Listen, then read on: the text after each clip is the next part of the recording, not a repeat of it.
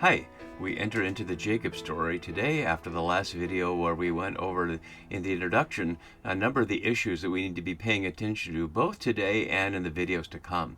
So I won't go back over everything that was in the introductory video. I strongly encourage you to watch that. But as you can see on the right side of the screen, some of the issues that we need to consider that I went over are the relationship between these stories in chapters 25 to 35 with what went before in the primeval history in the Abraham-Sarah cycle, and also whether there's more than one point of view within our story. Is it arguing with itself in some way, or is it consistent? Three different options among scholars for the place and time of composition, and that will matter to determine what the issues were in the background. Just as if today we wrote a book about the American Civil War 160 years after the event, it would probably sound different than if we'd written it at the time. Or certainly if we talk about previous, earlier things like, say, the Renaissance that we wrote about now. So talking about events in the past makes a difference of when the authors are, and we'll explore that as we go. Relationship with other parts of the Bible, and that won't be directly relevant for Exodus so much as it will for the Deuteronomistic history, and especially even today we'll look at a verse from Deuteronomy, but as we go we'll be continuing to look at the parallels between the Jacob story and the David story. And then there's the various reading levels, reading it at the level of the immediate characters, this family of Abraham's sons and grandsons now that are about to be born and their personal lives, but also what we find out in our immediate scene, that two nations are in your womb, as you can see on the left side in verse 23, and we'll explore that today. And then finally, for now, the various ethical and moral questions. How do we evaluate Jacob's behavior? There's no question that Jacob deceives somebody. It's not clear in the story exactly who's being deceived and who's on his side, but is deception to be understood as bad, and if so, on what level? And he won't be the only deceiver. He'll face Laban the deceiver, and then one of his wives, Rachel, will be a deceiver, and so we're going to have to explore whether deception and outright lies are to be evaluated by us or just to be received in the story.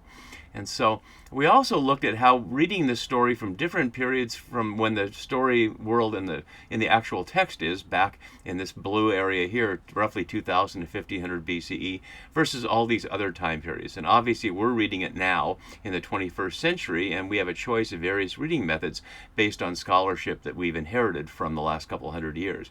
But that makes a big difference that we're reading it now, as opposed to Jews reading it in Roman times, when the Christianity became the imperial religion, and Esau was widely seen as Edom as a symbol for Rome, or in New Testament times when there's a struggle over the meaning of Jesus, and Jacob as Mr. Israel having a form in that. So we'll be obviously reading from where we are, but we'll also be paying attention especially to the Hebrew Midrash, how that plays out along the way. We also look briefly, and I'll look at even briefer today, basic shapes of the story. So it begins with the Jacob and Esau chapters here from 25 through the beginning of 28. Then Jacob takes his journey back to the old country to meet his uncle Laban, and he spends over 20 years there before he can finally get out with his wives and his children, and then he'll re-encounter Esau at the end. And so that's the rough, basic ABA shape of it. But as Michael Fishbane and others have shown, it also provides a more detailed chiastic shape. Not surprising that it begins in one place and goes out on a journey and comes back not exactly to the same place but to a similar place. So the outward journey and the return. And obviously not the return to the same place. It's more like a spiral here than really a circle. So as we start today, we're going to be looking at the first verses of this A part with Rebekah struggling in childbirth and the question of the oracle, and that will parallel in the bottom with Rachel struggling in childbirth, and Rachel will die in childbirth, giving birth to Benjamin. So those are some of our issues along the way, and I'll just keep this up as we begin to enter into our scene today, starting in verse 19. So, as it begins with the Toledot, and in the verses before we saw earlier Toledot of Ishmael and of Abraham's second family with Keturah, and this seems to be starting out the same way, but it's different because it's not going to list Isaac's children. Instead, it's going to talk about his marriage to Rebekah and the problem she's having bearing children. So immediately we hear this repetition. These are the descendants of Isaac, Abraham's son, and the English provides a colon to provide a separation. Abraham was the father of Isaac. But as Sarna notes in my note down below, hardly needed after the foregoing, a literary device for emphasizing Isaac's role as the sole successor to the patriarch in fulfillment of the promise of 21:12. And John Anderson, who wrote his doctoral dissertation on the fulfillment of this prophecy and oracle here throughout, and the understanding of God as a divine trickster, we'll call on him a number of times. He notes that the repetition of the name Abraham here, quote, foreshadows the continuity with the promises to Abraham that will be so central to the story of Jacob. And he also notes Sarah's absence in this report, that Abraham is the father of Isaac, but it doesn't say that Sarah was the mother of Isaac. The Midrash, in its own playful way, without the punctuation, of course, that we have in English, says, these are the descendants of Isaac, Abraham's son Abraham, suggesting that Abraham was another name for Isaac, that Abraham's son is also named Abraham, who's the father of Isaac. So, typical playful Midrash. So now, rather than getting the children of Isaac, we get this. And I note that this verse here, Isaac was 40 years old when he married Rebekah, daughter of Bethuel the Aramean of Paddan Aram and sister of Laban the Aramean, echoes what we saw just before the beginning of the Abraham story back in chapter 11. So after the Toledot from the Tower of Babel, it shifts into this. Now these are the descendants of Terah, the father of Abraham, of course, the father of Abram, Nahor, and Haran. Haran was the father of Lot. Haran died before his father Terah in the land of his birth in Ur of the Chaldeans. And now we hear Abram and Nahor took wives. The name of Abram's wife was Sarai, and the name of Nahor's wife was Milcah. She was the daughter of Haran, the father of Milcah and Iscah. So before we get to the call of Abram, we hear that story of his father's descendants, and we see the same thing here. Before we get to the birth of Jacob, we see this anticipation of the people that he'll encounter here. Obviously his mother, Rebekah, but also his uncle Laban, who he'll meet in the middle part of the story. But what's also interesting here is we hear for the first time they're described as Arameans, and repeated twice, both for Bethuel, the Aramean of Paddan Aram, and sister of Laban the Aramean. So Aram is 3 times in here. And that evokes the geography. Before we get to the oracle that says 2 nations in your womb, we get to the question of location and peoples. So we can see that Paddan Aram, the land that Laban is in, and Bethel is here, the larger area of Aram is here, and that's what led at least one scholar, Marvin Sweeney, as I noted last time, to suggest that this entire Jacob cycle was written in the 9th or 8th century BCE in relation to Israel's relationship with the Arameans and the Edomites, who is Esau, of course, as we'll see. That's one possibility, but other scholars suggest, and other evidence suggests, more of a Babylonian context, because Haran is the place that Terah went as far as he went, and then Abram heard the call to go farther into the land of Canaan. So it's returning to where Abram was from, and plainly they came from Ur down here, and it was not related to the land of Aramea at all. But we hear it twice here. And one of the relevant things, Aram, as Sweeney and others note, is long described in the books of Kings as an enemy of Israel. But there's also this interesting note in Deuteronomy 26, and the only other reference throughout the Pentateuch here. You shall make this response to Yahweh your God, and I need to go back a little bit here. When the priest takes a basket from your hand and sets it down before the altar of Yahweh your God, you shall make this response. A wandering Aramean was my ancestor. He went down into Egypt and lived there as an alien, few in number, and there he became a great nation, mighty and populous, when the Egyptians treated us harshly and afflicted us by imposing hard labor as we cried to the Lord. And so what we see there is obviously the Exodus story, as remembered here by Moses in this, and being called by Moses to be remembered every time the priest takes down the basket and sets it before the altar of Yahweh your God. But rather than starting with Abraham, Isaac, and Jacob and the stories we hear in Genesis, it starts with this generic line summarizing the entire book of Genesis: a wandering Aramean was my ancestor. And we have no reason to think Abraham was an Aramean. He was from Ur, as we saw, and only was here temporarily because his father brought him there, and never claimed any allegiance to the place, and never interacted with the locals as far as we know. So this is certainly referring to somebody other than Abraham, but the Deuteronomic author does not say, leaves it very vague. So that's an interesting element in which an Aramean, an anonymous Aramean, is understood as the ancestor of the Israelites. So that would give a positive view if the authors and readers of Genesis know the book of Deuteronomy. And they may not, and that depends on our decision about when each were each were composed, but I won't go there now. And so now we have a sudden shift. We have not heard anything about Isaac's behavior. He was very passive when the question of getting his wife took place in chapter 24. Abraham sent his servant back to the old country and came back. And all we saw was that Isaac saw this woman. When she fell off the camel, he welcomed her into his mother Sarah's tent and was comforted. But that's all we've seen. And so now we see this. And this unit here in the older style is Western notes attributed to J, the Yahwist, but we don't need to pay attention to that here. Rather, Anderson notes this one mere verse contains barrenness, prayer, response, and conception, which in the next generation will take a couple of chapters from the time Rachel is described as barren before she actually has a child. And we'll see that when she complains about not having a child, Jacob will cry out, "Am I in the place of Yahweh?" And yet Isaac here prays to Yahweh, and there's an immediate response. Let's look at the details. So the word for praying, hard to pronounce without vowels here, the way the full word here is we can, vayatar, is only in this verse in Genesis. In 2017, we also saw prayer, but using a different word.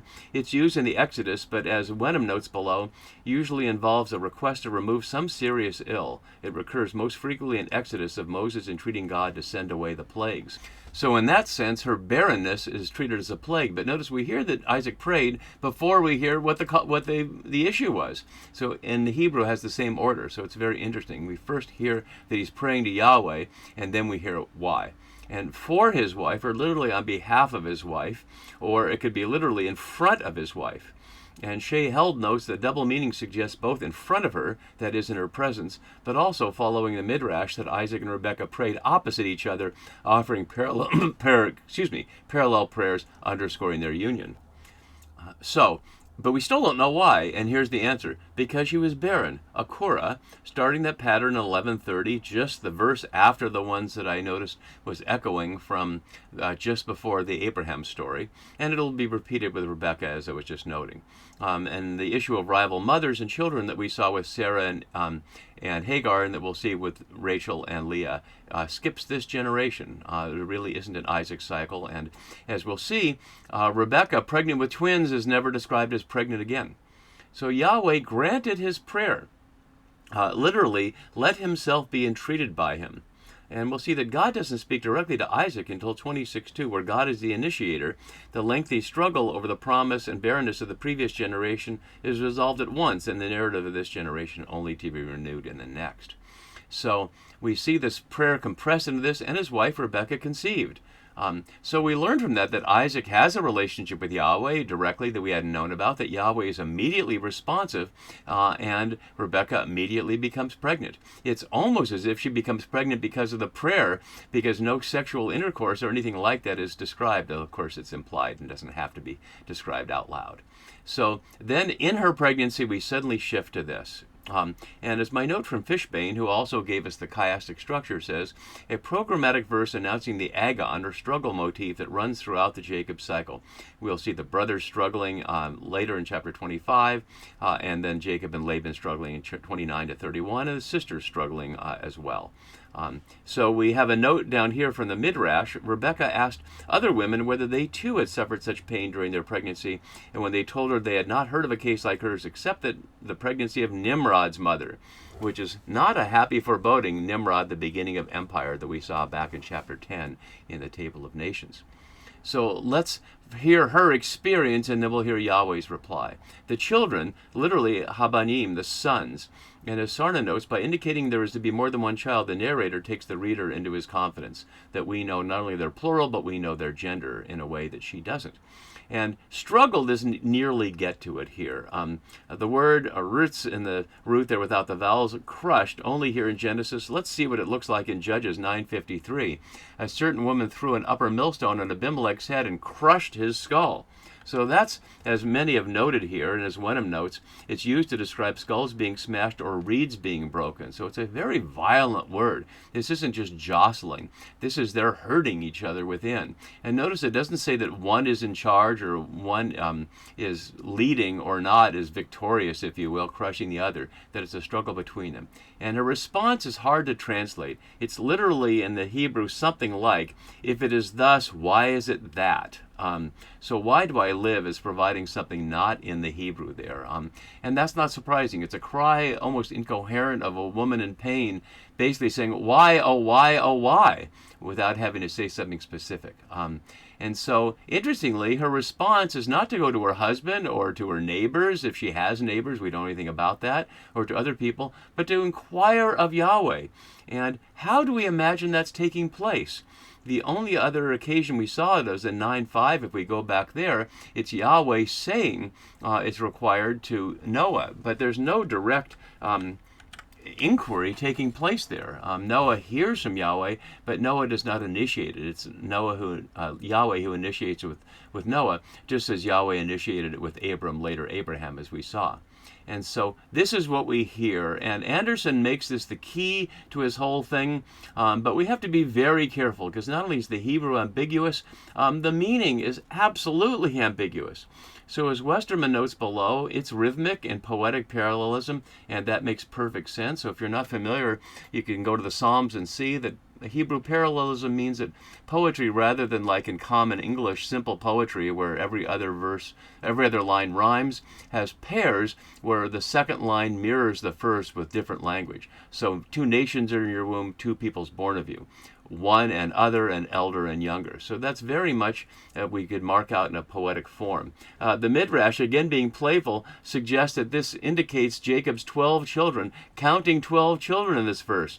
The 2 nations, the 2 peoples, the 2 who are stronger and weaker, the 2 who are older and younger, the twins, the one who's red, and the other that comes after to reach 12. And that's the Midrash, but the fact that there are 12 references there may or may not be a coincidence, given how carefully written these stories are.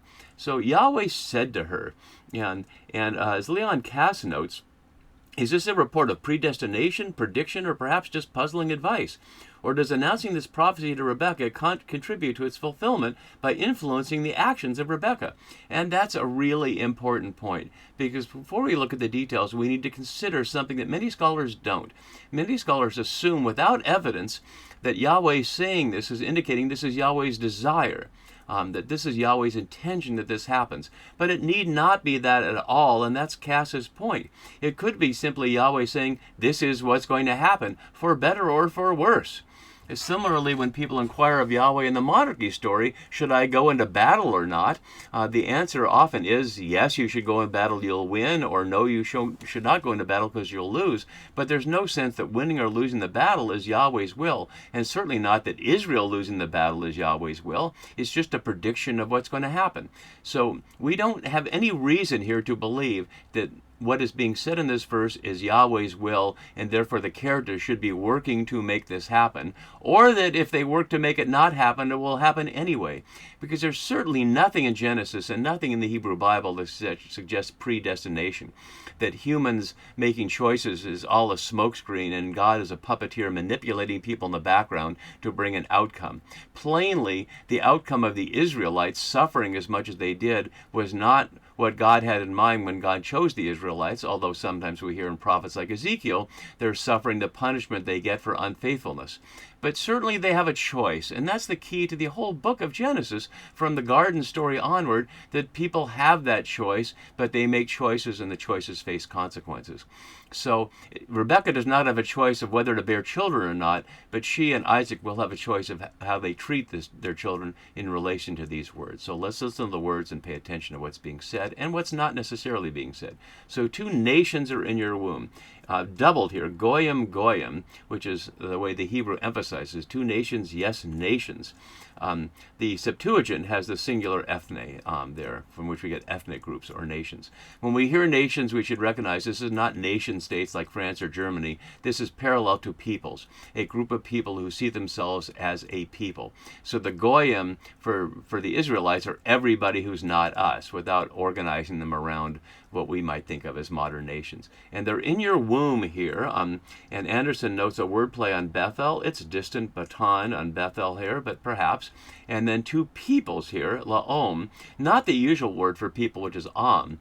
And the lexicon notes it's usually used in poetry or chiefly late, and here we find it in poetry. Only one other time in the Pentateuch, but a number of times in the Hebrew Bible. But it's only one time in the Hebrew Bible that it's parallel with goyim, and that's in the classic Psalm 2:1. Why do the nations conspire and the peoples plot in vain? And note, you can see the poetic parallelism there. So 2 nations in your womb, 2 peoples born of you, shall be divided. And as Turner notes, this word has a range of possible meanings. It might suggest mere physical separation, but in certain contexts can connote a degree of enmity. But it doesn't have to. It can simply mean they live in different places, or it can mean they're divided as to attitudes. And we're going to certainly see that Jacob and Esau are divided as their attitudes and their personality types, but that's for another video, but very soon. And now we need to pay close attention to the details. So let's look at the word for stronger here. Motz here, only here in Genesis, but 41 times in the Hebrew Scripture. In Deuteronomy and Joshua, it's often used for Joshua, to refer to Joshua as stronger. But notice it doesn't say which one this is. Which one of these is stronger? We're going to see Esau as a man of the hunt, but what does stronger mean here? It's an unusual word for strength, and as we know in English as well as in Hebrew, strength can be strength of character, or physical strength, or other kinds of strength, strength of conviction. So that's an image that is yet to be determined. And then this is really ambiguous because these are not words otherwise used for age. The word for elder here, Rav, is often used to measure a blessing. Let's look at an example here from 26:14, the very next chapter, where it's used to talk about possession of flocks and herd in a great household. So it's about the size there. And here another one in 30:43, the man had large flocks or numerous flocks. So there it's used as an adjective to describe the size or the amount of something. But that doesn't make a lot of sense for a person.